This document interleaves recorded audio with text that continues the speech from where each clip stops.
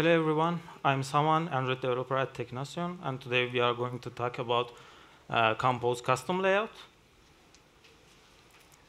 So what is Jetpack Compose? Jetpack Compose is Android's recommended modern toolkit for building native UIs in a declarative way, but today we are not going to talk about the Jetpack Compose itself. We will talk about Compose layout model which powers the composables.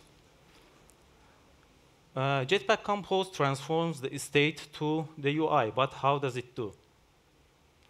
It has three steps to do that: composition step, layout stage, and the drawing stage.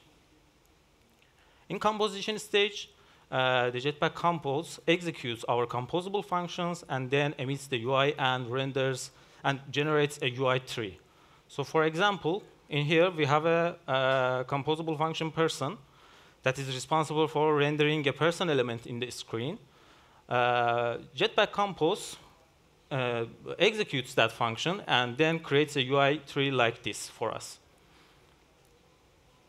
In layout stage, Compose tries and walks over the generated UI tree and then tries to measure and place our UI nodes in there. And each UI node in here determines its width, its height, and also the UI coordinates to be placed. And finally, in the drawing stage, our UI node will be walk again on our UI tree and then render all the elements that are available. So at final stage, you will see this person element in the screen. Today, our full focus will be on our layout stage and see how Jetpack Compose handles this stage. This stage has two important phases, measurement and placement. They are roughly equal to our unmeasure and unlayout in native view system, but there are some small differences. So during the layout stage, each UI node have three steps to do. Firstly, it measures its children, if there's any, and then decides its own layout size based on the measurement that calculated in the previous step, and finally places the children in the available 2D screen. So in order to this process to be good and to provide it better, Jetpack Compose provides us a layout composable function. In fact, all the composable functions that we know, rows, columns, image, button, and even text, they all use the layout composable function in their core. So in here, we will try to implement a custom layout with the help of this layout composable function. And we see how we can do that. If you look at here, we are calling a layout composable function, as I mentioned, and we pass the modifier and our content as composable function to it. And we have another argument named measure policy in here. We will put all our placement and measurement logic in there.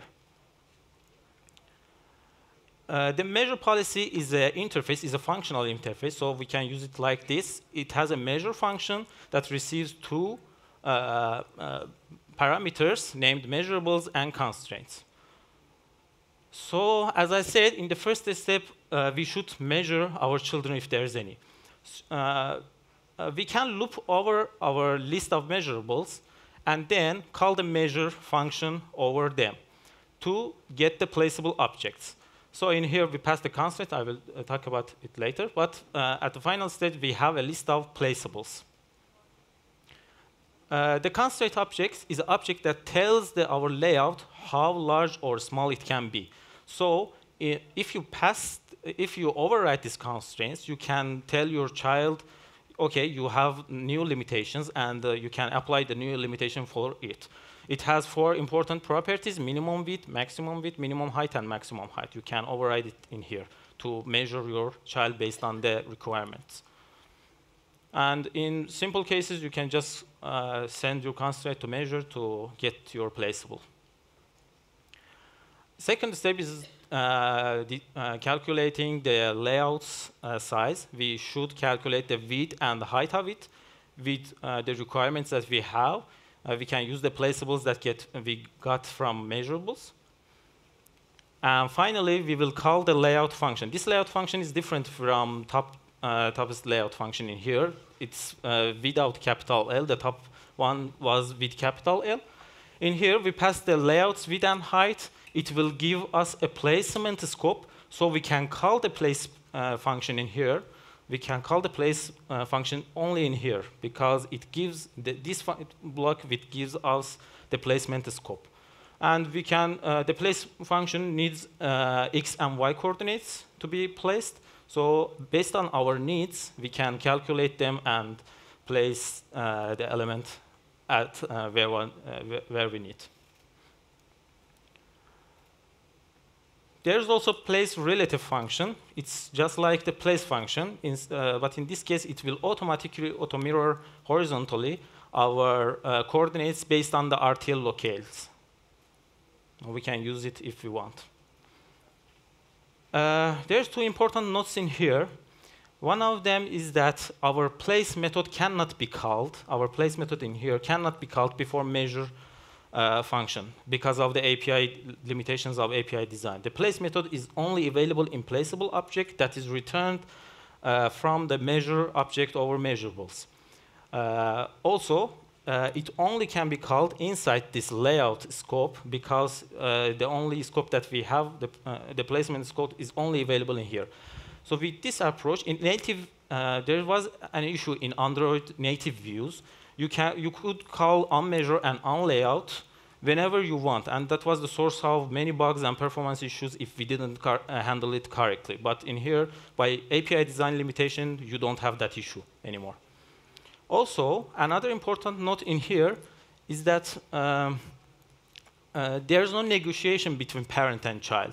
The parent passes its allowable size via the constraint object to the child, and then child have to choose what it needs from that constraints, and when it chooses, the parent must accept and handle it. There is no other option. This is called single pass measurement, and it prevents you from multiple unmeasures on leaf nodes.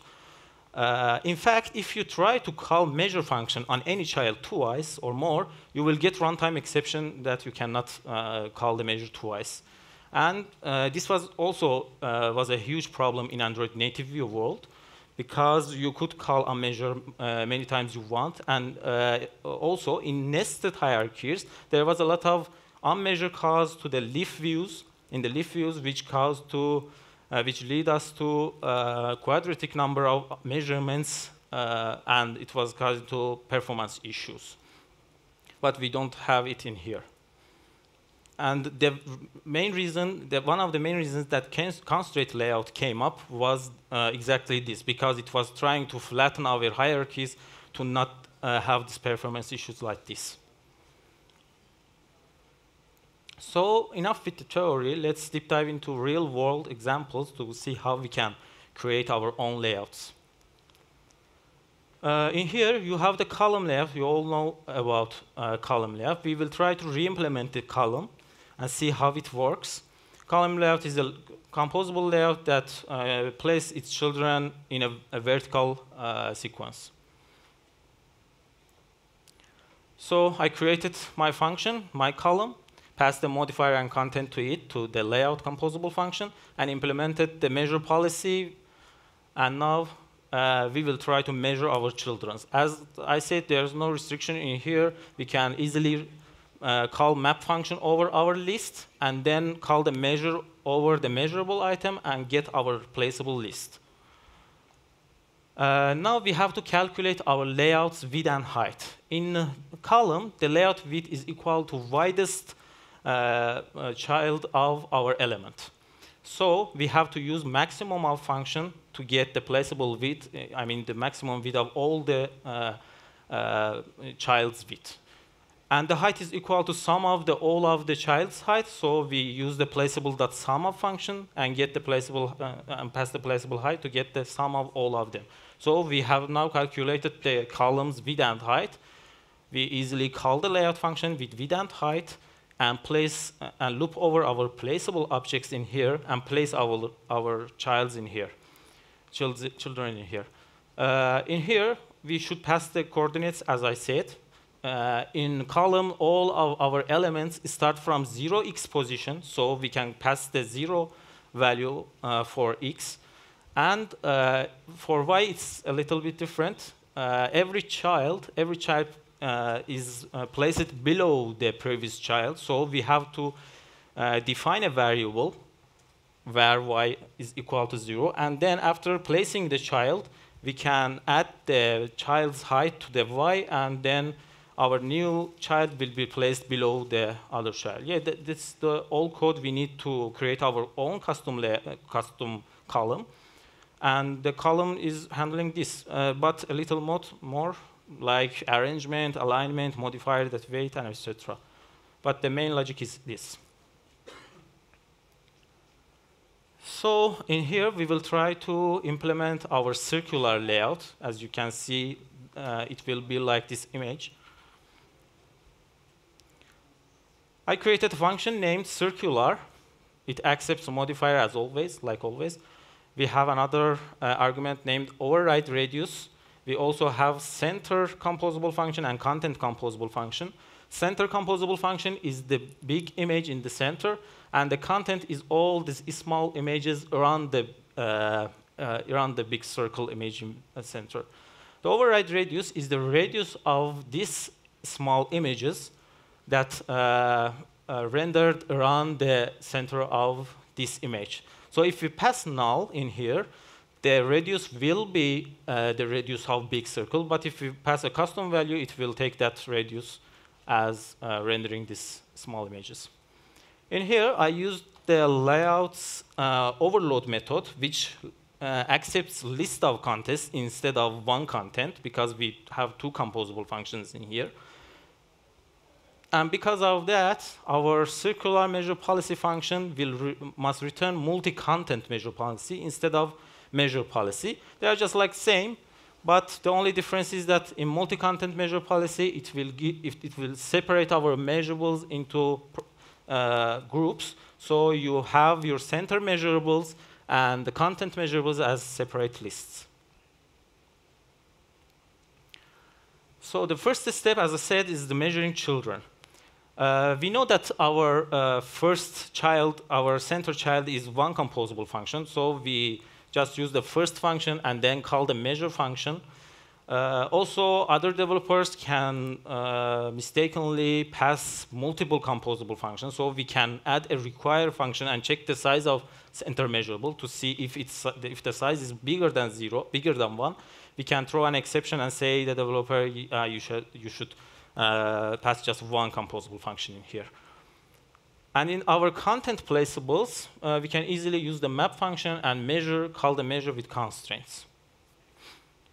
Now it's time to calculate our layout size. The layout size is shown with the orange color, and it needs some other values to be calculated before to calculate our layout size. The important note in here is that we assume all of our developers pass circle images, circle composable functions to the circular composable function. And because of that, our heights and widths are equal to each other. We can also add require rules in here to say the developer if the width and height is different, throw an exception and say the developer you cannot put a non-circle composable function in here.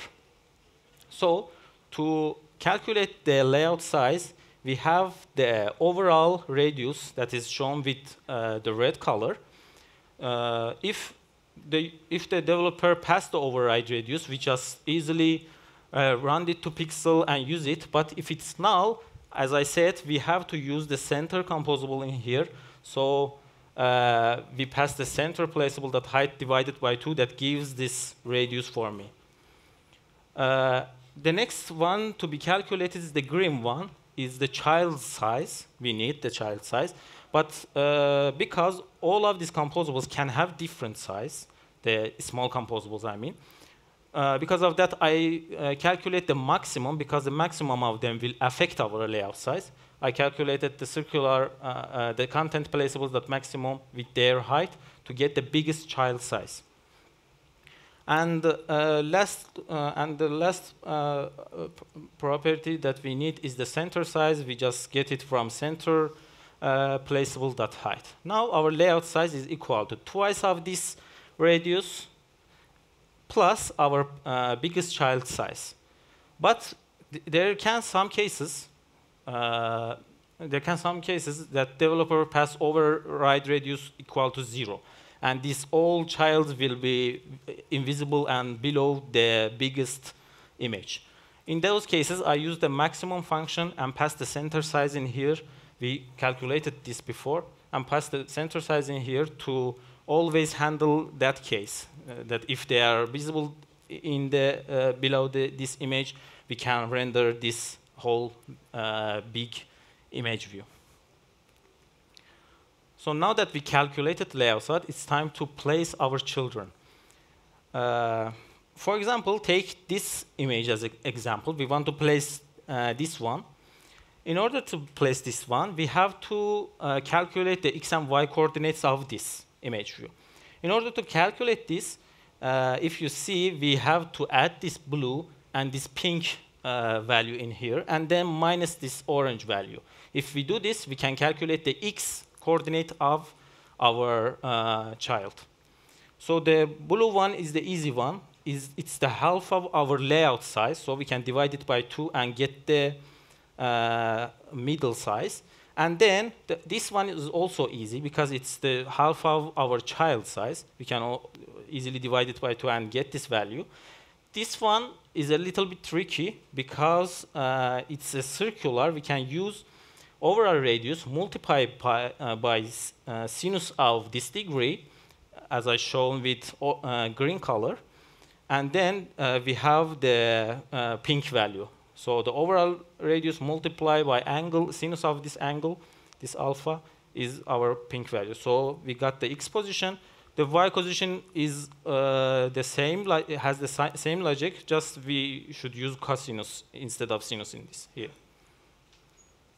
So we calculate angle between children, and then we have our middle size, size in here. As I said, it's the half of layout size.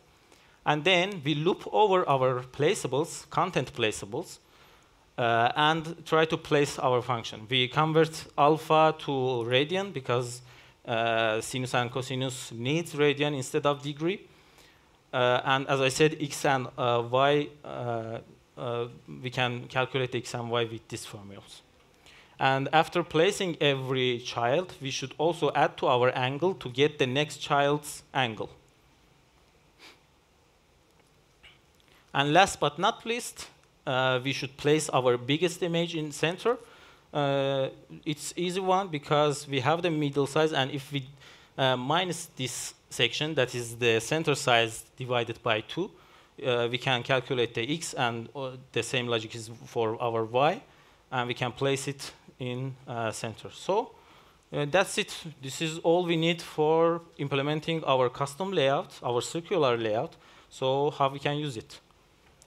In here, if you see, I have my circular in here, a center image with the size of 160 dp, and I have 12 small images in here, and I have attached a click listener in here, and I am changing is expanded, and I've listening this is expanded in radius, and changing the radius, animating the radius by is expanded value from 80 dp to 120 dp with a spring animation.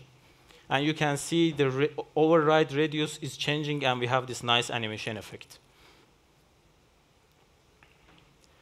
So I speak about performance.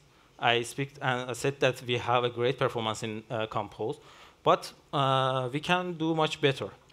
In our example, the radius was constantly changing, and because of that, recomposition constantly happening, layout constantly recalculating, and we are recalculating the drawing stage.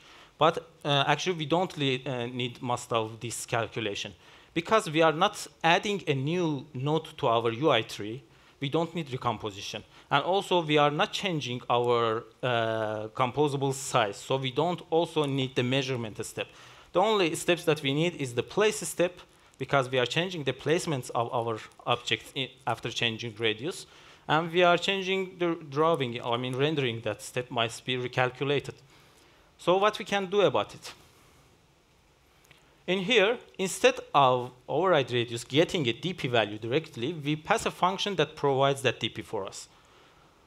So in here, instead of reading the value, the dp value directly, we call the function whenever we need, and we read the value whenever we need. So we can keep all of the recomposition set and all of the measurement steps in here. We just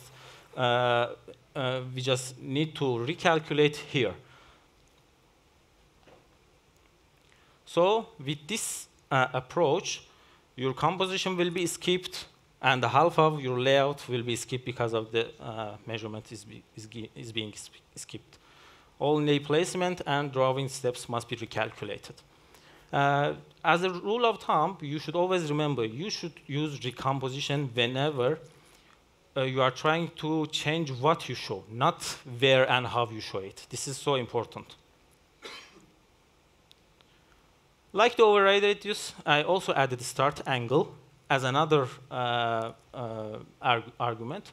So in the circular measure policy, instead of angle of 0, I call this start angle to have more functionality to my circular.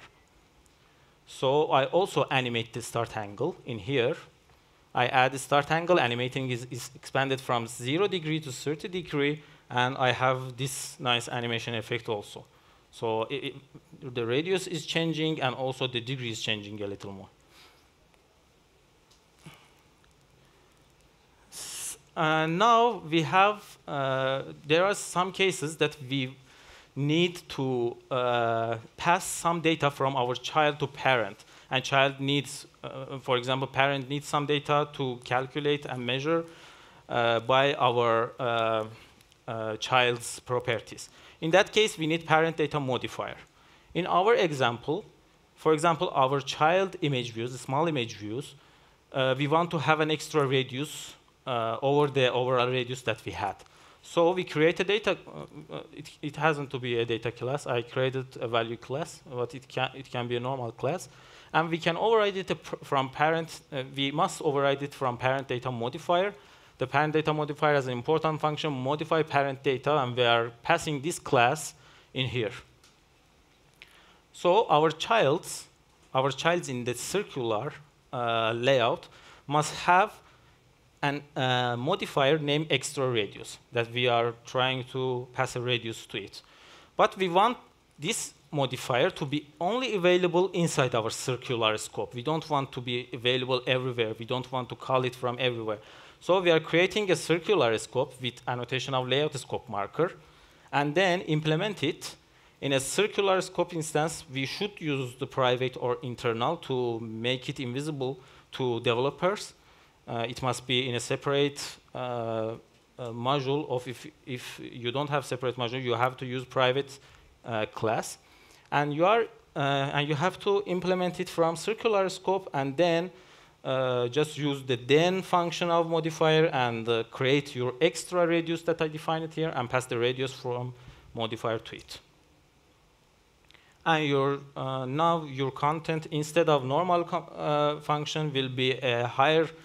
It will be an extension function over the circular scope, and you have to define it like this. Now your content have the circular scope, and you can use the modifier of extra radius inside this scope. And now that we added extra radius, our our layout size will be affected by that extra radius. We can get that extra radius by calling the placeables dot parent data and casting it to our extra radius. So, like I said, placeable dot parent data, we can cast it to our extra radius and get the radius that we defined it as property and convert it to pixel. Now I'm calculating the maximum extra radius because it will, the only radius that will affect is the maximum of them, because all of them have can have different extra radiuses, and we should calculate the maximum. And now, instead of using overall radius, we will use total radius, which is the overall radius plus the maximum extra radius. And our layout size will be, instead of twice of the overall, it will be twice of the total radius. Our layouts will be increased by extra radius. Also in here, our placeable, our place function will be also affected by the total radius, because we were using the overall radius in here, and we get the radius by overall radius plus the extra radius, and we use that radius as total radius. And this is what we need for our extra radius. Now, as an example, our child image in here, when their index is, when they are even, they have 0 dp, and when they are odd, they are 16 dp. And you can see this child has more extra radius than this. In the right side, our extra radius is increasing by the index, multiplying by 4, and you have see this nice spiral effect. Now, when to use custom layout? The generic layout is a good place, and best practice is to use layout composable functions. For example, column, row, or the circular layer, they are general layouts.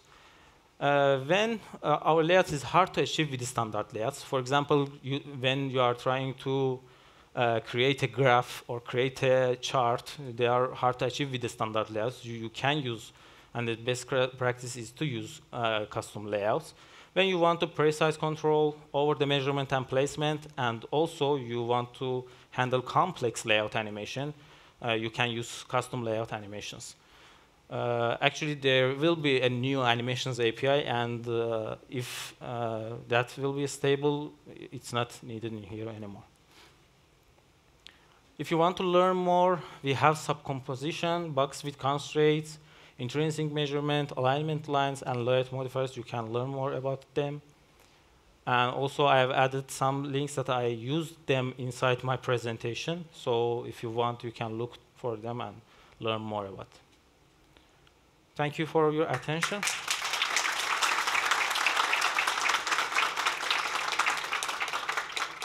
If you have any questions, you can ask in Turkish or English. I can answer you. Hi, thank you so much.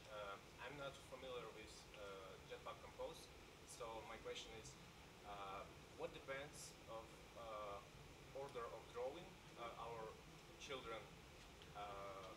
For example, if we want to draw our center image behind our circular images, what it depends? It's maybe order of invocation of place method, or Yes. logic, Yes, the order is matter. If you pay if you saw, I placed the center placeable after the placement of child, so it will draw over them. If you place that before, it will draw behind them. So the order of placement is important in here. place method call. Yeah. Thank you. You're welcome. Yeah. Thanks for the presentation. Is it possible we reach this codes Yeah, I published it in GitHub. I didn't put it in here. You can I can give you my email, and I will send the link to you. You're welcome.